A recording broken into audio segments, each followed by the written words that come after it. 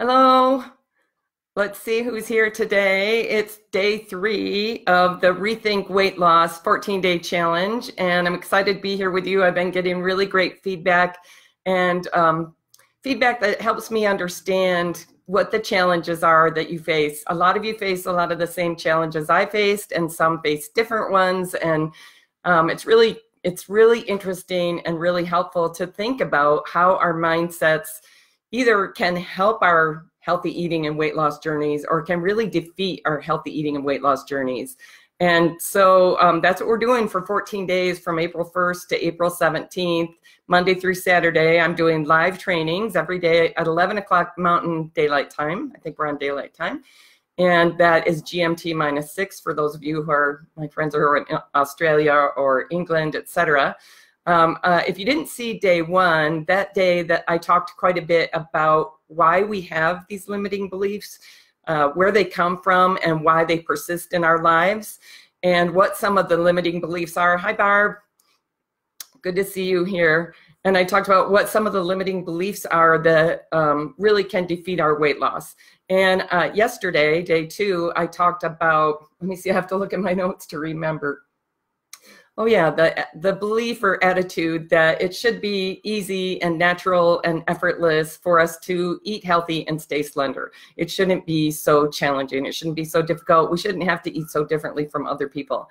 And there's some really good reasons why that belief is not serving us at this point. There's a lot of reasons why we have to eat differently from from the default way of eating, from what they call the standard American diet or standard Western diet.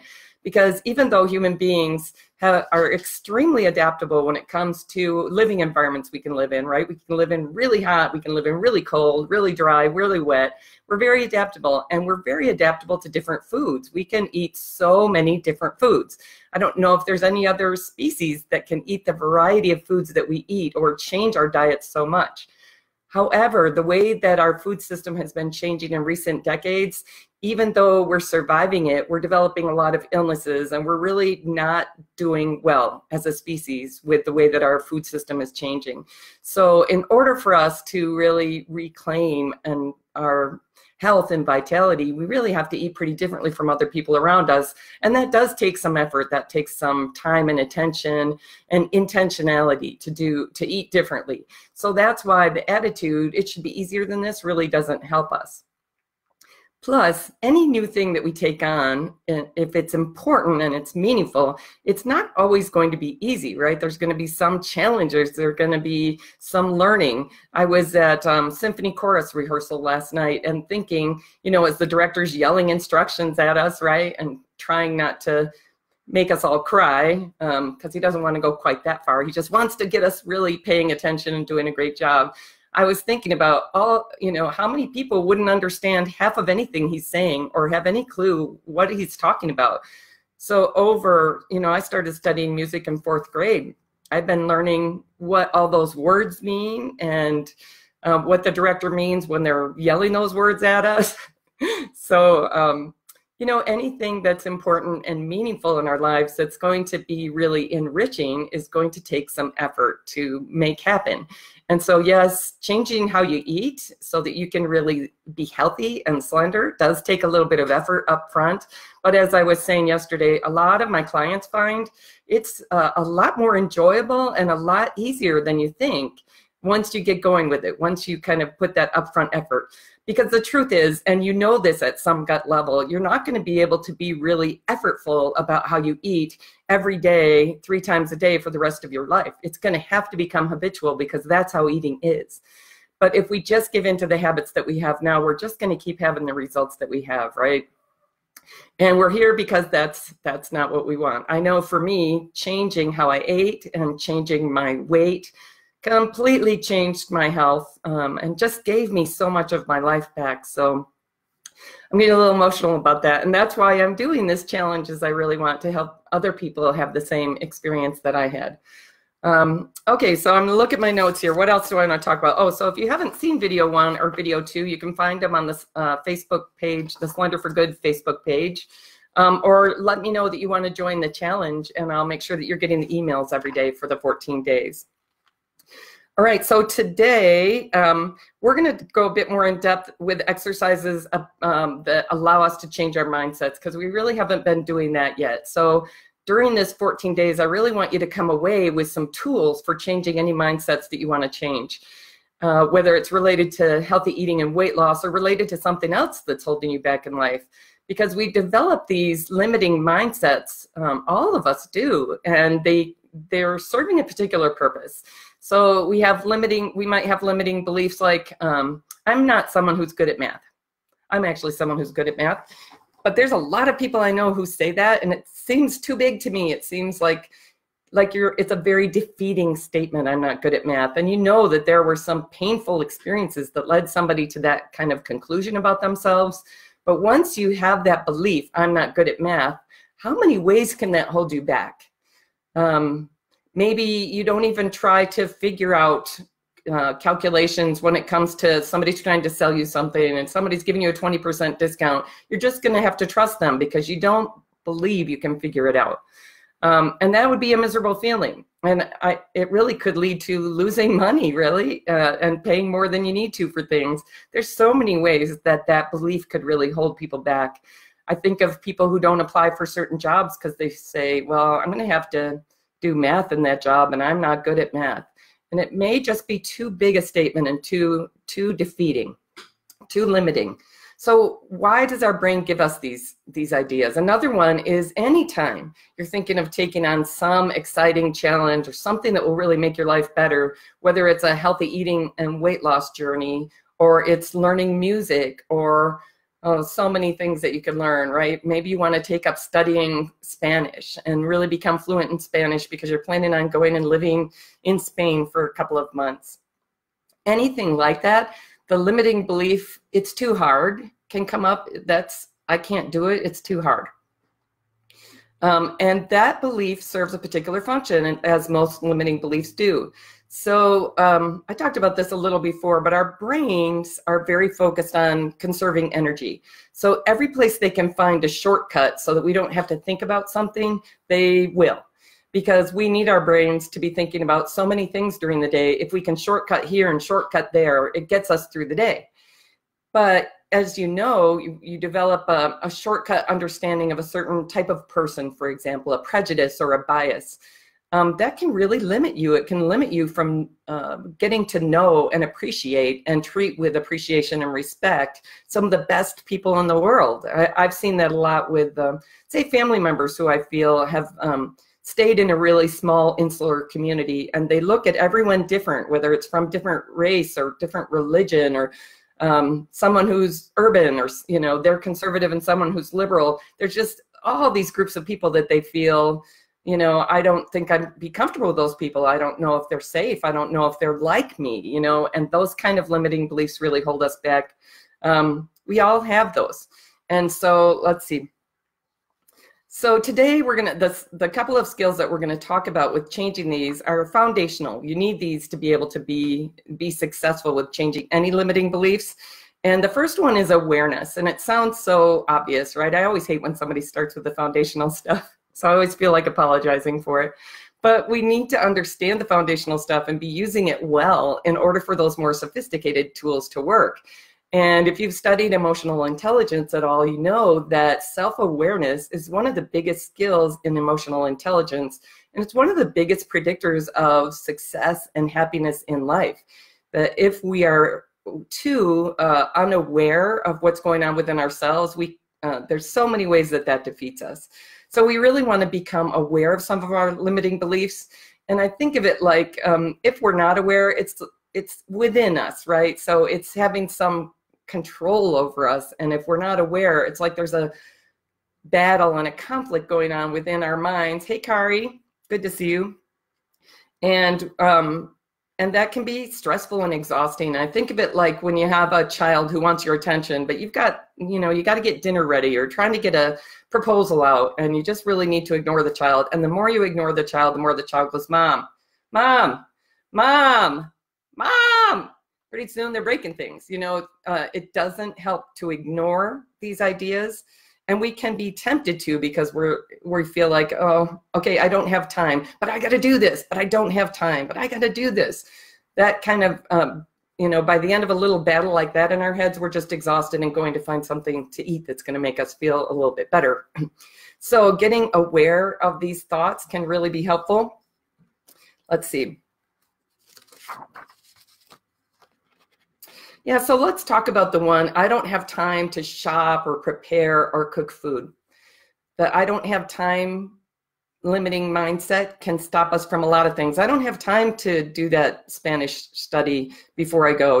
My trip's coming up in 3 months. I'll do it later. Later is another limiting belief.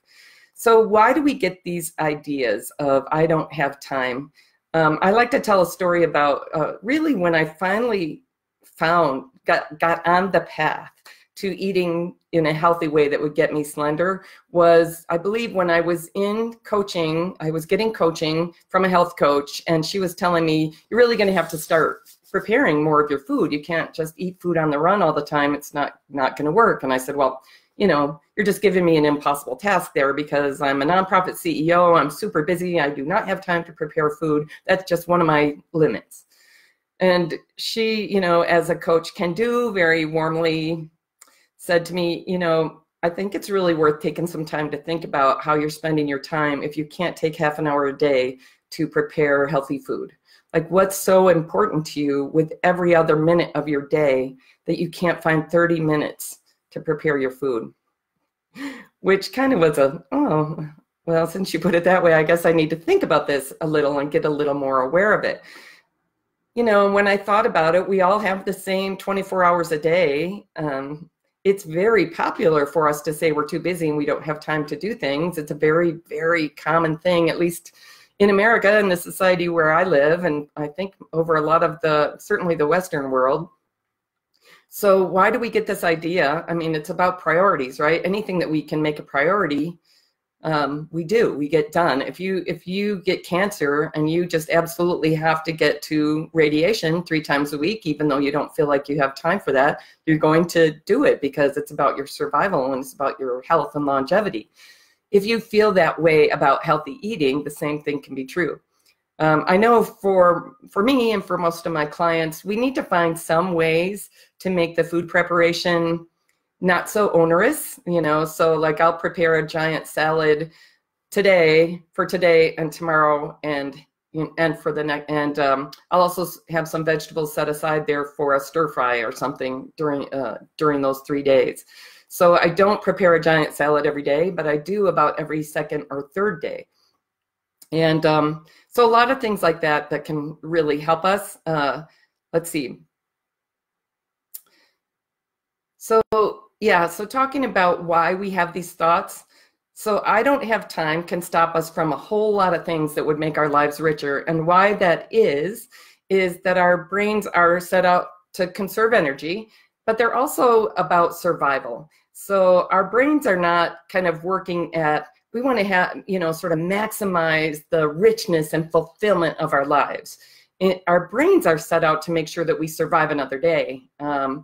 So if like 5 years ago, I lost a job and I was really unhappy about how the end of the job came, even though I knew I was going to need to be ending that job because that's how long I meant to stay. I didn't like how it went down and I was really suffering and worried. And so it wasn't exactly true, but I feel like for a while I was just sitting on the couch eating bonbons and spinning my wheels and not knowing what to do and feeling terrible and continuing to gain weight when I was at a stage where I felt like I need to lose weight at this point.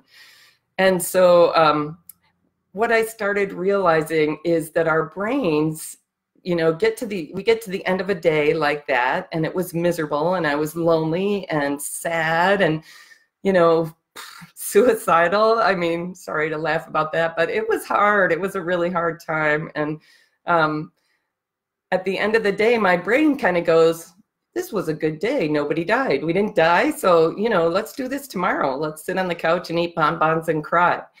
And so our brains don't want us to change anything. Our brains are really set up to maintain the status quo because they're about survival. So when we want something more than survival, we want a rich life. I got in at that stage in my mid-50s, my health was just tanking. I was not able to walk very well anymore. I even had trouble doing the grocery shopping. I remember flying for work once that year, doing some consulting, and I had to use a wheelchair in the airport. I mean, my health was going down, and it was really scary. But my brain was saying, let's keep doing this. Let's keep doing what we're doing. It's good. So I wanted something better than survival, and I had to really decide, okay, brain, you know, we're going to do what I say now. We're going to work on something more than just survival. So when you're thinking about, I'm really ready for healthy eating and weight loss at this stage of my life because I really want to be a lot healthier than I am. I want to have a lot more energy and vitality. I want to live a fuller life than it looks like people are as they get into these ages in this culture. You know, just way too much diabetes, way too much heart disease and cancer, as though these are all just natural effects of aging, when they really are strongly tied to how we're eating. So when you want something better than just survive,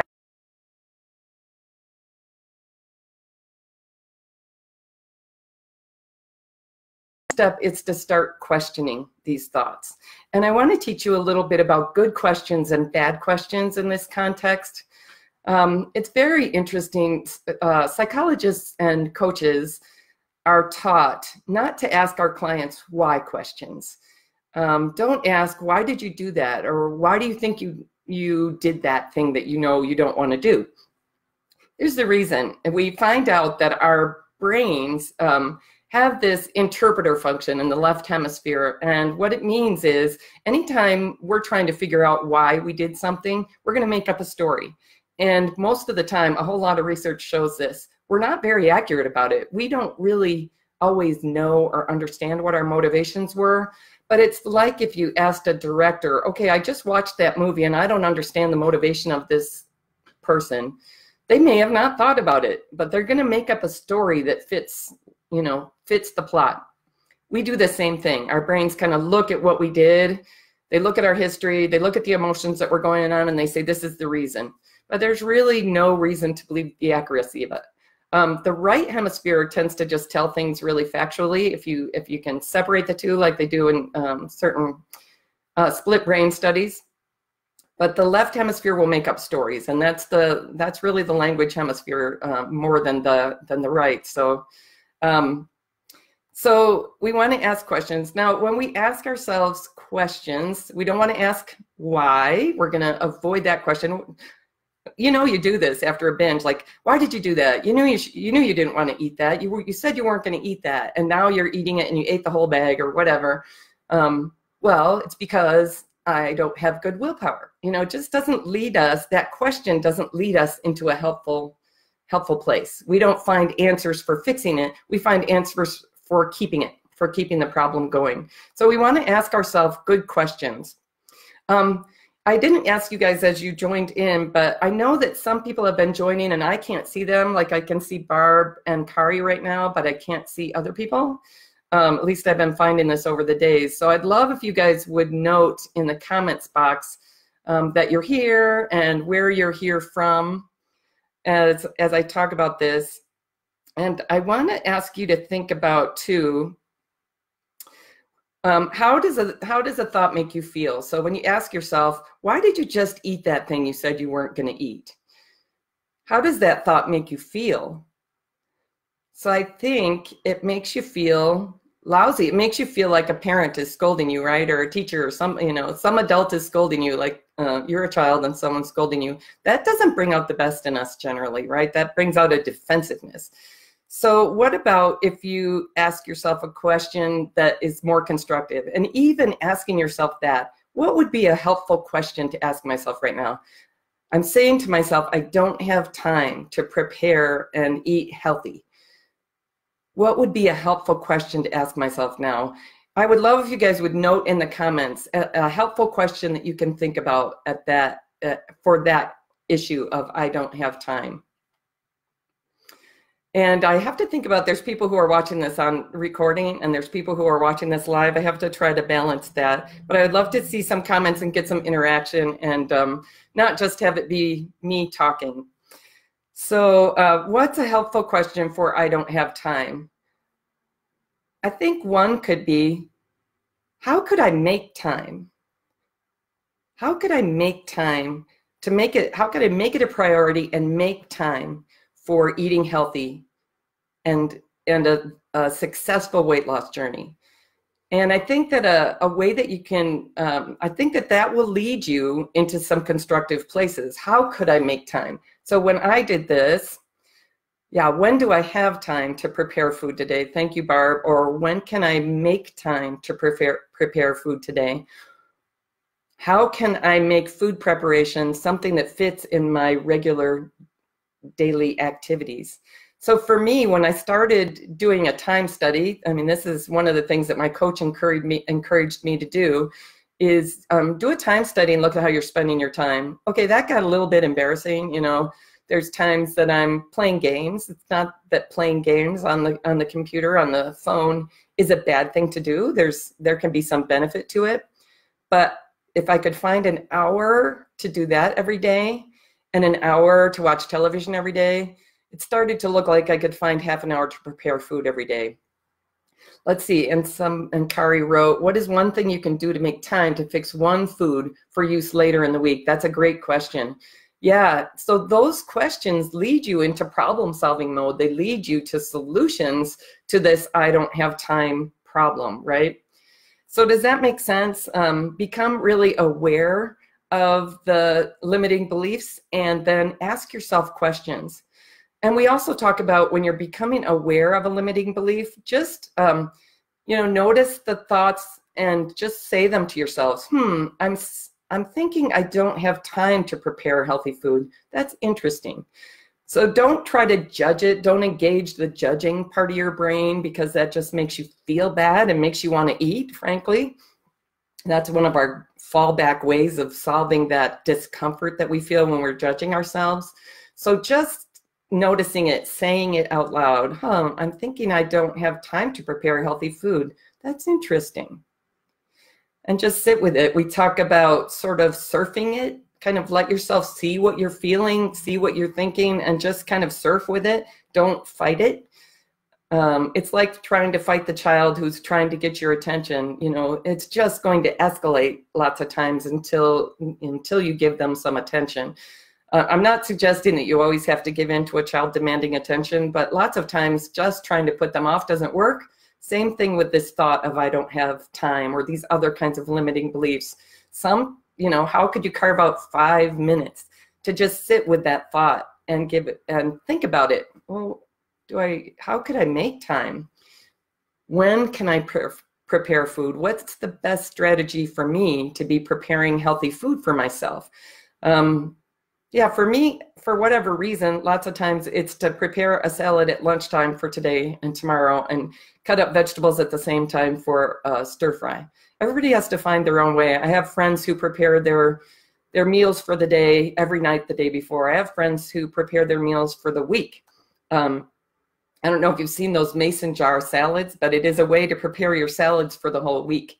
So there's ways to do it once you start asking yourself, how can I do this? How can I achieve this? What's a good question? Thank you guys for interacting. I do appreciate that. So questions direct our brains to search for answers. So we don't ask why, but we look for a good, helpful question. And notice it, surf the feelings, observe and learn. Recognize that that thought is trying to keep you safe. It's trying to keep you from changing. And we probably can't change everything all at once. Maybe we need to be selective about what we're changing. But everybody I know who's joined this challenge, you're all people who do want to be able to have rich, full lives and be able to change things when you want to change things, not kind of just live in a little box and never change. We're just not those kind of people, right? So some other limiting beliefs that can hold us back. I don't have willpower. I just can't say no to myself. That's one that can hold us back. So another one, and we'll work on some of these a little bit more in upcoming sessions, but what would be a good question to ask yourself about that? I don't have willpower. I can't say no to myself. I mean, think how defeating that is. I've had that one. I've probably had all these. you got to tell me if you have any ones that I haven't had, because I'm not going to probably think, I might not think of them if my clients haven't told me. But I don't have willpower. I can't say no to myself. I have noticed there are times when I don't say no to myself very well. But to say I don't have willpower is just too limiting. It's just not true. We all have finite resources of willpower because willpower exhausts. It exhausts over the course of the day, and it exhausts from stress and exhausts from things that we have to go through the day. So, but it's not helpful to say we don't have any, or that, you know, we're really telling ourselves, I can't make this change. Here's a reason why I can't make this change, so just forget it, give up. So what would be a good question in that case? When have I seen myself have willpower? What can I do to strengthen my willpower? What can I do to tap into my willpower when I need it? I'm going to tell you the truth about willpower. A better question than all is, how can I set up my healthy eating approach so that I minimize the need to use willpower? Because willpower is finite and runs out, you know, lots of times by dinner we're in trouble. We don't really have very much willpower. So the best question is, how can I set up my healthy eating so that I don't have to tap into willpower every time I'm going to eat? And that's all about building habits that just become really automatic. That's where it really gets easy and pleasant and no chore at all to eat healthy. And I'll talk more about that. Here's another limiting belief that can hold us back. I hear this a lot from people. My body just doesn't work that way. It just doesn't lose weight. It just won't. That will make you not want to try, right?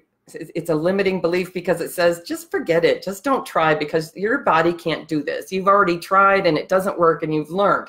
My body doesn't lose weight. It's just one of those beliefs, again, trying to keep you from changing anything, trying to keep you on the couch eating bonbons and crying. So your body, what's a better question to ask yourself? What evidence do I have that my body can lose weight? What can I do differently that will get my body to cooperate with me in my weight loss efforts? I've found that question, that idea really makes a difference. Your body will fight your weight loss in certain circumstances. If it's not getting enough nutrition, that's how I understand it after all the study and experience that I have now.